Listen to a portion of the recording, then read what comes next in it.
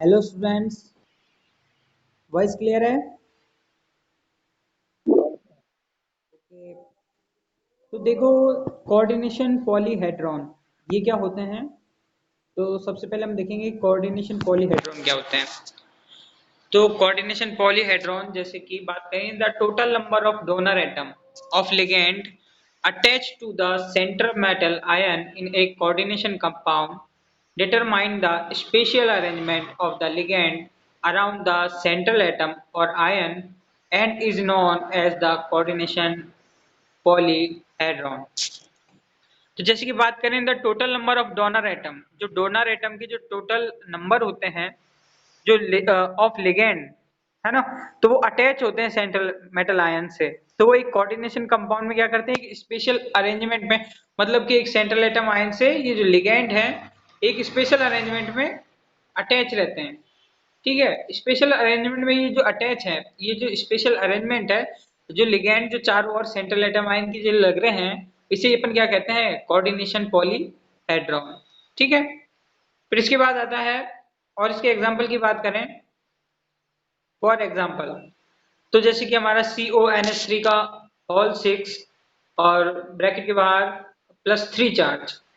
तो इसमें बात करें कि इसमें जो जो अपना कोऑर्डिनेशन नंबर है ना, CN मीन्स कोऑर्डिनेशन नंबर, तो मीन्स 6 है। और इसकी जो स्ट्रक्चर होती है, जब कोऑर्डिनेशन नंबर 6 क्यों, क्योंकि 6 एटम से अटैच है। तो कोऑर्डिनेशन नंबर जब 6 होता है तो ऑक्टाहेड्रल ज्योमेट्री होती है, ऑक्टाहेड्रल ज्योमेट्री होती है। और फिर बात करें जैसे प्लेटिनम और टेट्राक्लोरो, और ये जो हमारा आयन है इसमें कोऑर्डिनेशन है 4। तो हैज स्क्वायर प्लानर ज्योमेट्री, इनकी जो ज्योमेट्री होती है वो स्क्वायर प्लानर ज्योमेट्री होती है। फिर उसी के बाद बात करें कि NiCO4 है ना, निकल टेट्रा कोबाल्ट, तो निकल टेट्रा कार्बोनिल है। अब इसमें जो बात करें कि जो कोऑर्डिनेशन नंबर इसका 4 है, तो इसकी भी क्या टेट्राहेड्रल ज्योमेट्री होती है, टेट्राहेड्रल ज्योमेट्री। जैसे प्लेटिनम की होती है कितनी, स्क्वायर प्लानर ज्योमेट्री, और जो अपना निकल कार्बोनिल जो कंपाउंड है, निकल टेट्रा कार्बोनिल, तो उसकी होती है टेट्राहेड्रॉन ज्योमेट्री। फिर इसी तरीके से बात करें, जो शेप ऑफ कोऑर्डिनेशन एंटिटीज हैं, जो कोऑर्डिनेशन स्पीसीज हैं, जैसे कि बात करें टेट्राहेड्रॉन है, स्क्वायर प्लानर है, ऑक्टाहेड्रल है, स्क्वायर पिरामिडल है, ट्राइगोनल बाइपिरामिडल है, जो हमको दी हुई है। जैसे कि हमको अब एग्जांपल में देखने को मिलेंगे, जैसे यहाँ देखिए टेट्राहेड्रल एंटिटी, तो टेट्राहेड्रल एंटिटी की स्ट्रक्चर इस तरीके से, टेट्राहेड्रल स्ट्रक्चर अपन ने मेथेन एथेन इनकी टेट्राहेड्रल स्ट्रक्चर पढ़ी है, बिल्कुल एज इट इज ही है। Square planar geometry means central atom यहाँ पे अटैच हो और बाकी एक ही तल में चारों लिगेंड अटैच हो, है ना। तो ये एक ही तल में है, ये दो तल में है टेट्राहेड्रल एंटिटी। और जैसे इसमें बात करें, ये जो हमारा ऑक्टाहेड्रल एंटिटी है, इसमें एक तल तो ये है जो हॉरिजेंटल है और एक वर्टिकल है ना। तो चार लिगेंड तो हॉरिजेंटल में है और दो लिगेंड वर्टिकल में है। और नेक्स्ट हम देखते हैं जैसे कि स्क्वायर पिरामिडल। ठीक है, स्क्वायर पिरामिडल हमारा भी ये 2D स्ट्रक्चर है। इसमें देखिए जो बात करें, सॉरी 4D स्ट्रक्चर है ना। स्क्वायर पिरामिडल एंटिटी है जिसमें एक तल में तो चार लिगेंड अटैच हैं और एक दूसरे तल में दो लिगेंड है, मतलब हॉरिजेंटल में, हॉरिजेंटल जो तल है ना, हॉरिजेंटल जो तल होता है, हॉरिजेंटल तल में तो चार लिगेंड अटैच हैं और वर्टिकल तल में दो लिगेंड अटैच हैं। और इसी तरीके से बात करें ट्राइगोनल बाइपिरामिड एंटिटी, मीन्स जो ट्राइगोनल और बाइपिरामिड मतलब एक त्रिभुजीय, एक तल तो क्या हो, एक तल तो इसका त्रिभुजीय हो और बाद बाकी उसमें क्या हो, बाइपिरामिड, दो पिरामिड की फॉर्मेशन हो रहा है, एक तो ऊपर और एक नीचे, दो पिरामिड की फॉर्मेशन हो। तो ये है ट्राइगोनल बाइपिरामिड स्ट्रक्चर, तो ये है ट्राइगोनल बाइपिरामिड एंटिटी। ओके, इस टॉपिक का जो स्ट्रक्चरल आइसोमर्स है, आइसोमरिज्म है, वो हट गया है। तो अब इसके बाद जो हमारा बात करें, इतना हमको लेकिन पता होना चाहिए कि स्ट्रक्चर कैसी होती है। अब होमोलैक्टिक एंड हेटेरोलाइटिक कॉम्प्लेक्स मोस्ट इंपॉर्टेंट है, इस पे शॉर्ट नोट पूछे गए हैं काफी।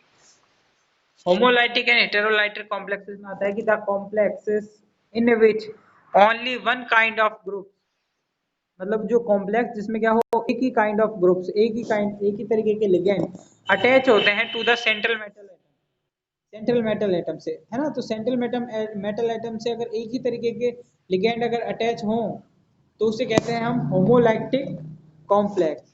ठीक है, जैसे कि बात करें निकल है, निकल से 6 के 6 एक्वा मॉलिक्यूल पानी के मॉलिक्यूल अटैच हैं, एक जैसे अटैच हैं, है ना, तो इसलिए क्या है होमोलाइटिक। और जैसे कोबाल्ट में CN6 6 के 6 मॉलिक्यूल साइनाइड के अटैच हैं, एक जैसे अटैच हैं, तो ये है अपना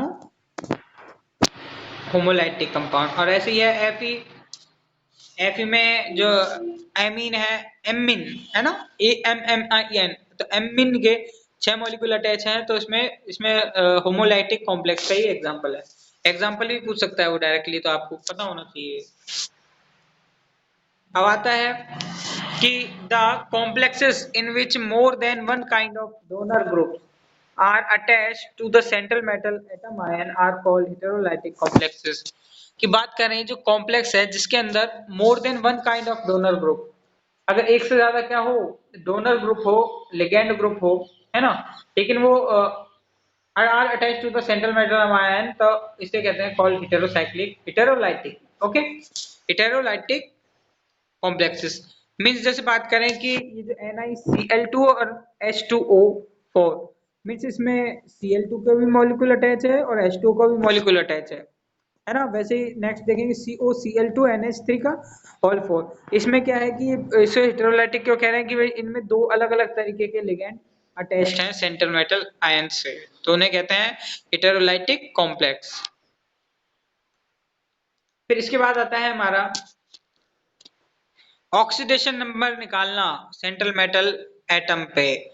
ऑक्सीडेशन नंबर निकालना बहुत सबको आना चाहिए। ऑक्सीडेशन नंबर कैसे निकलता है सेंट्रल मेटल एटम पे, ये अपन को बहुत काम देगा, IUPAC में भी काम देगा, इसलिए आप इसको अच्छे से सीखिए। देखो, इफ वी नो कि the charge of the complex ion and the charge on ligand, जो कॉम्प्लेक्स आयन जो होते हैं, तो द चार्ज ऑन लिगेंड, और जो लिगेंड्स पे जो चार्ज होता है, तो we can calculate the oxidation state of the central atom. Means जो जितने लिगेंड उससे अटैच हैं, है ना, तो उन पे जो चार्ज है उससे हम उसका ऑक्सीडेशन नंबर निकाल सकते हैं। जैसे कि देखिए, what is the oxidation number of the central metal atom is assumed to be x। माना कि सेंट्रल मेटल आयन पे हमने क्या जो बात करें चार्ज ऑक्सीडेशन नंबर, सॉरी, उसको हमने क्या माना, x माना। सेंट्रल मेटल आयन के ऑक्सीडेशन नंबर को हमने x माना। अब बात करें the sum of the oxidation number is equated to the total charge of the complex and the value of the x is calculated. जो सम है ऑक्सीडेशन नंबर का वो क्या होना चाहिए, equals to the total charge of the complex के total charge के equal होना चाहिए, and the value of the x is calculated. अब हम क्या करेंगे, तो value of the x calculate करेंगे,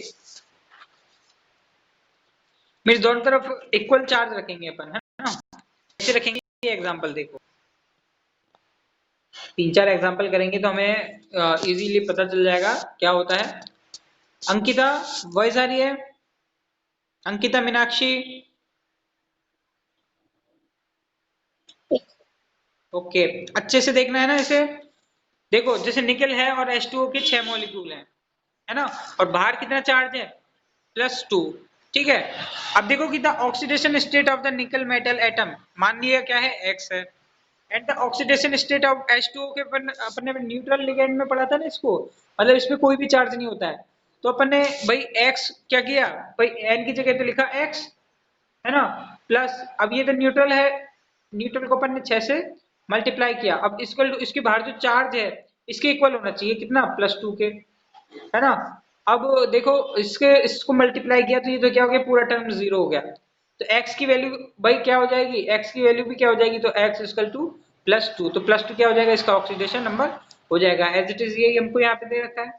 ओके, नेक्स्ट देखो, जैसे FeC2O4 जो ऑक्सीलेटर आयन है, इसमें देखो, इसमें क्या कर रखा है कि अपन को जैसे फर्स्ट Fe है, Fe को मैंने मान लिया x, है ना, C2O4 है -2, C2O4 पे -2 होता है, और -2 को 3 से मल्टीप्लाई करना है क्योंकि यहाँ पे 3 ब्रैकेट के बाहर 3 है। और इक्वल टू कितना है, ये ब्रैकेट के बाहर जो चार्ज होता है ये टोटल होता है, तो ये प्लस माइनस का 3। तो हम क्या करेंगे कि 3 मल्टीप्लाई करेंगे 2 से, तो माइनस का 6 हो जाएगा, माइनस का 6 यहाँ पे जाके प्लस का 6 हो जाएगा, और प्लस के 6 में से माइनस का 3 गया तो प्लस का 3, तो x की वैल्यू 3 आ जाएगी, मतलब जो सेंट्रल आयन की ऑक्सीडेशन स्टेट है वो कितनी है, +3। ऐसे ही एक और एग्जांपल देखो, K for FeCN6। अब इसमें क्या करना है, इसमें अपन को बाहर का चार्ज भी निकालना है। बाहर का चार्ज कैसे निकालते हैं, ये देखो, K4 को अपन हटाएंगे 4 प्लस आयन में, तो फॉर K प्लस, तो 4 प्लस आयन, तो 4 प्लस आयन जब हटेंगे तो 4 माइनस आयन से अटैच होंगे, तो Fe बात करें तो FeCN6 और ब्रैकेट के बाहर आएगा माइनस का 4, ठीक है। माइनस का 4 को ये प्लस का 4 बैलेंस कर रहा था, तो अपन को पता होना चाहिए। तो अब इसी तरीके से देखो कि ऑक्सीडेशन नंबर क्या है, Fe का है x and the oxidation number of the K is +1। तो और Cn का क्या है, Cn का हमको ऑक्सीडेशन नंबर भी पता होना चाहिए, Cn का सॉरी माइनस का 1। अब देखो अपन ने जैसे मल्टीप्लाई किया, किस किस को मल्टीप्लाई किया, यहाँ देखो ये इक्वल टू 0 आना चाहिए, है ना। दो इसके तरीके हैं, या तो अपन ने डायरेक्टली ये जो सेंट्रल एटम है इसके ऊपर चार्ज निकालेंगे, तो जैसे -4 है तो अपन लिख सकते हैं कि Cn का क्या हो गया x मल्टीप्लाई, और Cn का -1 को हमने 6 से मल्टीप्लाई करेंगे तो हो जाएगा -6 इक्वल टू जो माइनस का 4, ठीक है। अब ये यहाँ पे चला जाएगा तो ये प्लस का हो जाएगा, प्लस का क्या हो जाएगा x इक्वल टू प्लस का 2, प्लस की 2 वैल्यू आ जाएगी। तो एक तो तरीका ये है कि डायरेक्टली अपन दोनों को अलग अलग डिवाइड कर दो, तो जो +2 की वैल्यू आती है, और या फिर अपन इसको भी इंक्लूड कर दो और इक्वल टू क्या कर दो 0 कर दो, इक्वल टू 0 कर देंगे तो +4 प्लस x और माइनस का 6, तो ये माइनस होके क्या हो जाएगा, ये x -2, और यहाँ पे जब अपन कुछ ट्रांसफर कर देंगे तो Fe की वैल्यू आ जाएगी +2। ओके, अब इसी तरीके से जो आगे के जो एग्जांपल हैं जो कैलकुलेट करने हैं, जैसे प्लेटिनम में, है ना, और भी जो एग्जांपल है आप इसको सॉल्व करना, जो आपको पीडीएफ मिल जाएगी इन क्वेश्चनों की। और आगे देखते हैं अपन को और भी बता रखा है कि भाई इनके ऑक्सीडेशन नंबर के हिसाब से इनका स्ट्रक्चर क्या होगा, मोस्टली मतलब इनमें ऑक्सीडेशन स्टेट कैसे होती है और उसको अपन कैसे डिनोट करते हैं।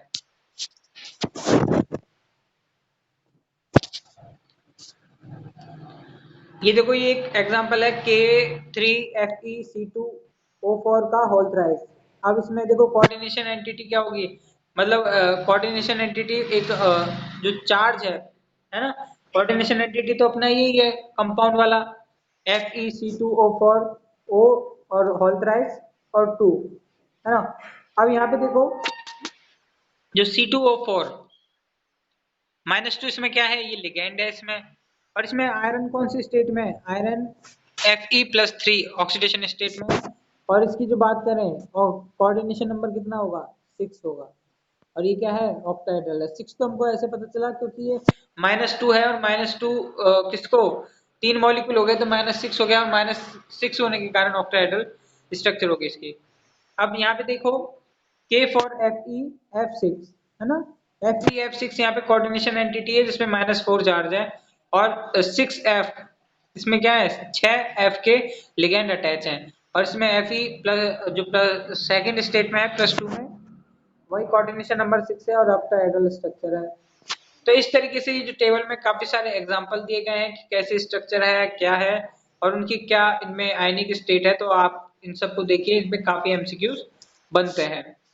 ओके, तो इनकी जो आयनिक अवस्था होती है ना, उनको भी अपन को क्या करना पड़ता है, रिप्रेजेंट करना पड़ता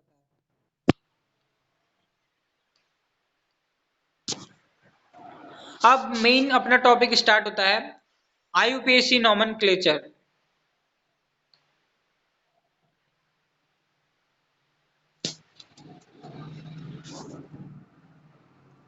आईयूपीएसी नोमेनक्लेचर क्या होता है ये समझो।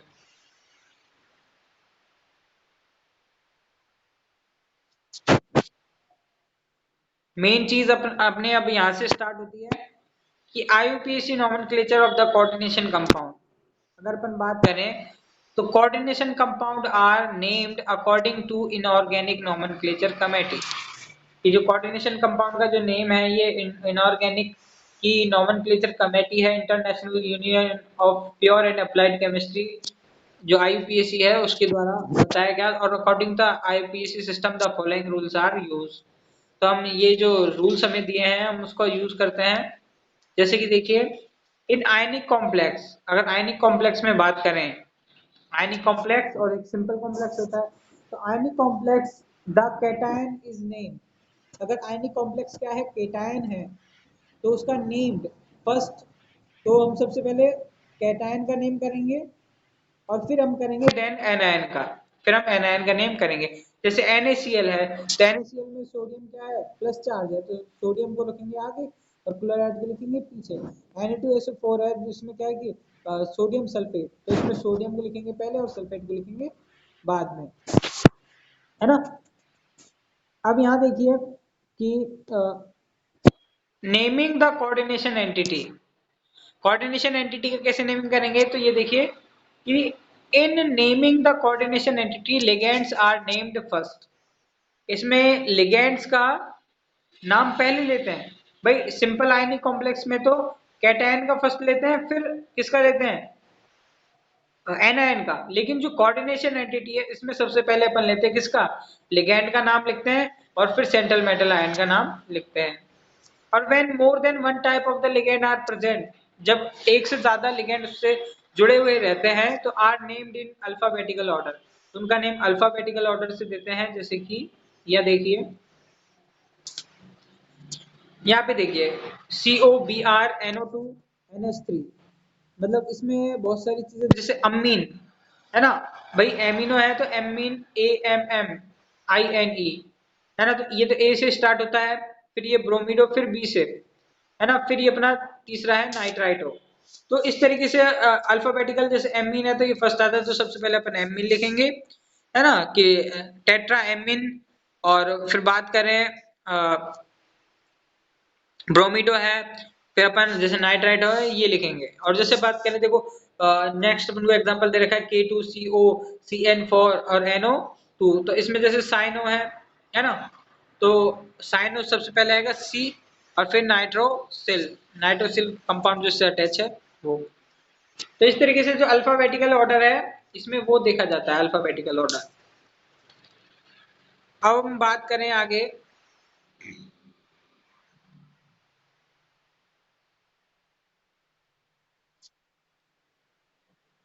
यहाँ देखो K2COCl का होल बात है टेट्रा, और NO2 नाइट्रोसिल का होल ट्वाइस। तो बात करें कि the ligands are named in order of the cyano and nitrosyl, ये एग्जांपल मैंने देख लिया था। तो when more than one type of the ligands are present in coordination compound, जब एक से ज्यादा लिगेंड प्रेजेंट रहते हैं कोऑर्डिनेशन कंपाउंड में, तो जैसे prefix di, tri, tetra, penta, hexa are used to indicate the number 2, 3, 4, 5 as respectively 6। जब एक से ज्यादा अटैच रहते हैं, जैसे 2 या 3 है, तो अपन डाई, ट्राई, टेट्रा, पेंटा ये सब यूज ले सकते हैं। लेकिन अब बात करें when the name of the ligand include, जब किसी लिगेंड्स के नाम के आगे डाई, ट्राई, टेट्रा, तो अगर अटैच रहता है ना, उसके नाम में ही अटैच है, तो फिर हम क्या करेंगे, then the prefix BIS, TRIS और tetrakis are used to indicate 2, 3 respectively, such as the ligands are called the complex ligand. अब बात करें कैसे, एग्जांपल देखते हैं। जैसे एथिलीन डाईएमीन है ना, तो एथिलीन डाईएमीन है EN, तो इसको EN से नोट करते हैं, एथिलीन डाईएमीन और एथेन 1,2 डाईएमीन। और जैसे उसको डाईइन क्या लेते हैं, डाईइन डाई इथाइलिन ट्राईएमीन, है ना, तो डाई इथाइलिन ट्राईएमीन। तो इस तरीके से उनका नेमिंग कर, और कैसे कर रहे हैं इसमें देखो, the complex ligand in bracket, जैसे COEN का होल थ्राइस, जो इस तरीके के जो कंपाउंड मिलेंगे EN डाई EN, तो अगर ये 2-3 क्वांटिटी में मिलते हैं ये वाले कंपाउंड EN ये वाले, जैसे एथिलीन डाईएमीन, तो एथिलीन डाईएमीन, तो इसमें जैसे हम बात करें कोबाल्ट, कौन सी, कोबाल्ट थर्ड स्टेट में है ना, सर इसके कितने मॉलिक्यूल है, 3 मॉलिक्यूल है। एथिलीन डाइएमीन के 3 मॉलिक्यूल है, तो इसलिए ट्रिस है ना। और जैसे अपन बात करें पीएच है ना, ट्राइफेनिल फास्फीन है, तो ट्राइफेनिल फास्फीन के हमारे पास कितने मॉलिक्यूल है, हमारे पास 2 मॉलिक्यूल है। तो इसको जैसे हमने यूज किया ट्राइफेनिल है ना, सॉरी ट्राई 3 मॉलिक्यूल है, तो 3 मॉलिक्यूल अपन ने ट्राइफेनिल फास्फीन प्लेटिनम सेकेंड, इस तरीके से इसका क्या कर दिया, नेम कर दिया। तो इस तरीके से हमको याद रखना है फिनाइल फास्फीन पीएच3 का होल ट्वाइस, ठीक है। तो इन सब चीजों को हमको क्या रखना है, ध्यान रखना है। अब यहाँ पे देखो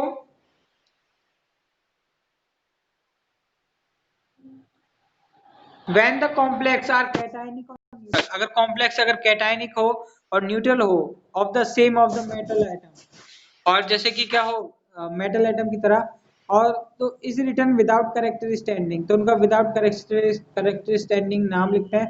बट द एनायनिक जो कॉम्प्लेक्सेस होते हैं द सेंट्रल मेटल आयन जो एंड है, मतलब एनायनिक कॉम्प्लेक्सेस में है ना, ओनली फॉर एनायन कॉम्प्लेक्स में जो लास्ट में आयन की जगह एंड करके 8 लगा देते हैं। जैसे देखो ये हमारा बात करें तो ये कैटायन है ना, कैटायन है, और ये मतलब कॉम्प्लेक्स कैटायन है और फिर सिंपल एनायन। तो हेक्साएमीन कोबाल्ट थर्ड, इसके आयनिक स्टेट भी प्रेजेंट करते हैं, एंड फ्लोराइड। लेकिन अपन जैसे फिर बात करें, जैसे ये वाला जो अपना कंपाउंड है इसमें कॉम्प्लेक्स क्या है, एनायन है। जैसे बात करें, जैसे नेमिंग तो वही कैटायन तो पहले आएगा, पोटेशियम एमीन, पोटेशियम, और फिर भाई एमीन और क्लोरो में से कौन लेंगे, एमीन पहले लेंगे, तो एमीन पेंटा है ना, एमीन पेंटा। और भाई क्लोराइड है, तो क्लोराइड को अपन क्या लिखेंगे, क्लोरिडो, ठीक है। तो क्लोरिडो। अब निकल है ना, तो निकल के लास्ट में क्या लिख देंगे, एटीई। क्यों, क्योंकि ये किस में आ रहा है, ये एनायन में आ रहा है। अगर ये कैटायन में आता तो नहीं लिखते, लेकिन ये एनायन में आया इसलिए एटीई इसके लास्ट में, और इसकी जो ऑक्सीडेशन स्टेट है वो प्रेजेंट करेंगे। ओके अंकिता, समझ में आ रहा है, अंकिता, गौरव,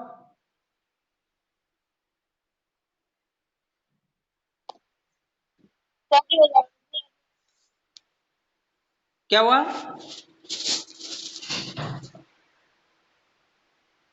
अंकिता समझ में आ रहा है नहीं, ओके। अब यहाँ देखो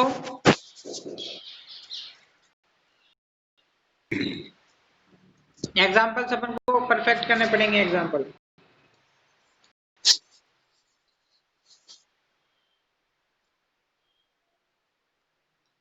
जैसे COSCN थियोसाइनेटो है ना, इसके 6 मॉलिक्यूल अटैच है और बाहर +3 चार्ज है। जब इसका नेम करेंगे तो इसके नेम के बाद हाँ, जैसे हेक्सा थियोसाइनेटो है ना, हेक्सा थियोसाइनेटो 6 थियोसाइनेट के मॉलिक्यूल है, साइनेटो। और ये ध्यान रखना है ये किसमें है, कॉम्प्लेक्स एनायन है, और इसका आयन का नेम करना है तो हेक्सा थियोसाइनेटो कोबाल्टेट है, तो एनायन इसलिए 8 तो लगेगा, एनायन कॉम्प्लेक्स में ATE लगेगा, और इसके आयनिक स्टेट और फिर आयन लिखेंगे लास्ट में। अब बात करें, it may be noted that the anionic complex the Latin names, जैसे लेटिन नेम्स यूज करते हैं, जैसे Fe को हम फेरेट लिखते हैं, CO को क्यूप्रेट है ना, और आर्गनेट को आर्गन को लिखते हैं आर्गनेट, ऑरम को लिखते हैं ऑरेट, और SN को लिखते हैं स्टेनेट, CO को लिखते हैं कोबाल्टेट, और क्रोमियम को लिखते हैं क्रोमेट, Na को लिखते हैं निकलेट, एंड प्लेटिनम को लिखते हैं प्लेटिनेट, और जिंक को लिखते हैं जिंकेट। तो इस तरीके से हमको ध्यान रखना है इसे।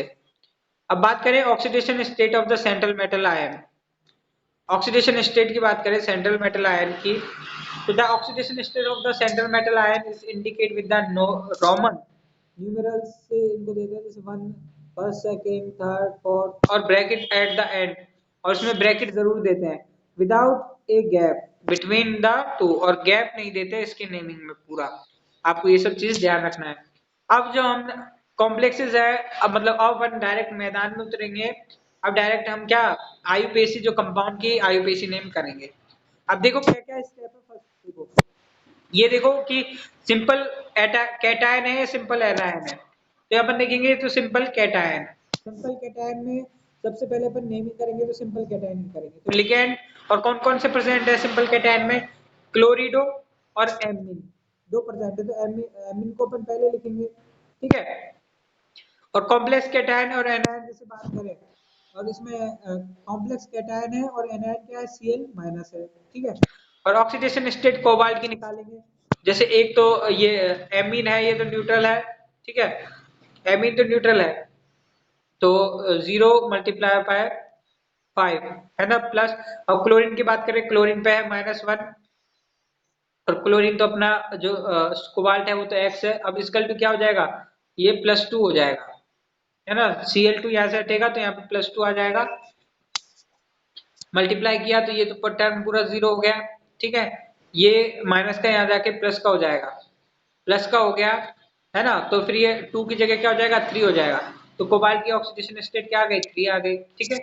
अब इट्स नेम, इसका नाम क्या होगा भाई? 5 एमीन के मॉलिक्यूल है तो पेंटा एमीन क्लोरिडो, ठीक है। पेंटा एमीन क्लोरिडो कोबाल्ट, है ना। इसके आयनिक स्टेट बता दी था। और फिर एनायन का नेम करेंगे, मतलब पहले तो कैटायन फिर एनायन का नेम करेंगे। अब फिर आता है अपना आगे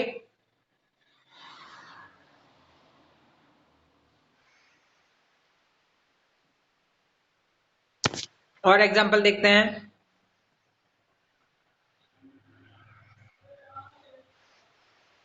यहाँ देखिए, देखो ये न्यूट्रल स्पीसीज है ना। Fe से 5 कार्बोनिल जो CO है ना, कार्बोनिल के मॉलिक्यूल अटैच है, तो लिगेंड इज CO, कार्बोनिल है। कॉम्प्लेक्स क्या है? एक न्यूट्रल है, क्योंकि कोई भी चार्ज नहीं है बाहर इस पे। अर्थात ऑक्सीडेशन स्टेट Fe की क्या हो जाएगी? 0 हो जाएगी। भाई X इसका टू क्या है?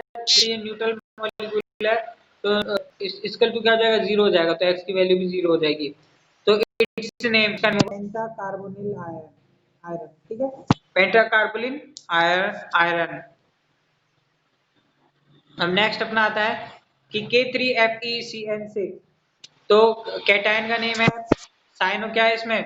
लिगेंड है, कॉम्प्लेक्स एनायनिक है, एनायनिक है। ऑक्सीडेशन नंबर Fe का 3 निकाल लेंगे हम आसानी से।